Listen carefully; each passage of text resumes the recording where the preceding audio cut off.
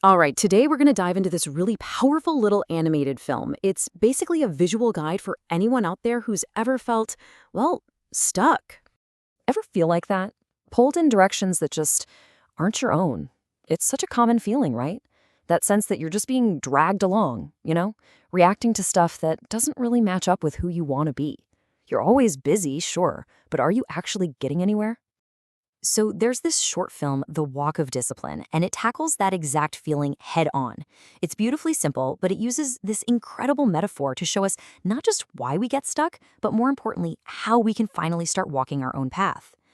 Okay, so the film kicks off in this kind of oppressive, dark void, and there's a single figure, right? But they're not walking, they're being dragged. And where are they being pulled? Toward this flickering neon sign that just says, easy now. It's that promise of instant gratification, the path of least resistance. So, what's actually doing the pulling? Well, it's not what you'd think, like chains or something. It's these three glowing strings. First, you've got impulse, that little twitch to check your phone, grab a snack, just get distracted. Then there's comfort, which is that huge magnetic pull toward what's familiar and safe. And finally, fear. The fear of failing, of what other people will think, of just the unknown. These are those invisible forces pulling us all toward that easy now sign. And this is where the film gets really brilliant. It defines the trap.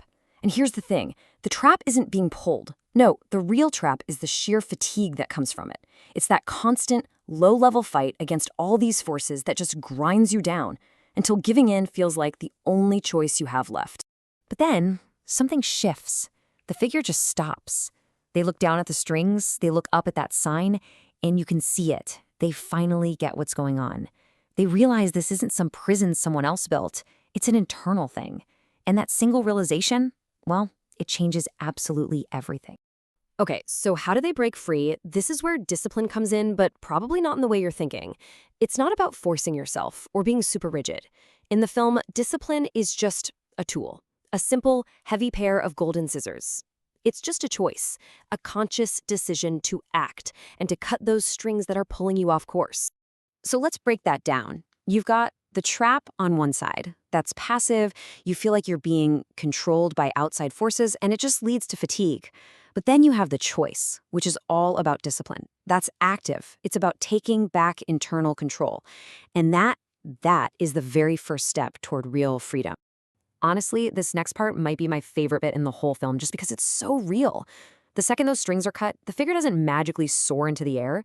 Nope, they just collapse. All that tension is suddenly gone. The buzz from that easy now sign just dies out, and they kind of stumble into this jarring silence. It shows you that freedom at first can feel really disorienting, almost like you've lost your balance.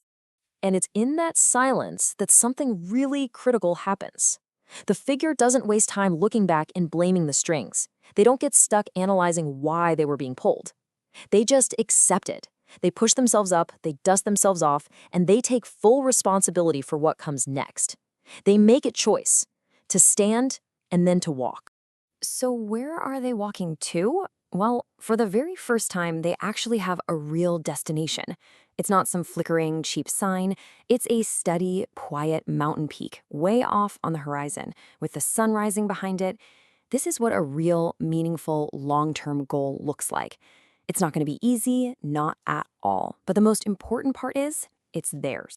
So the film does something great here. It takes this beautiful metaphor and turns it into a super practical 3-step plan for us. Step 1, pick one monthly aim. This is your mountain peak. Keep it clear, keep it simple, like finishing a project or learning a new skill. Step 2, name what pulls you.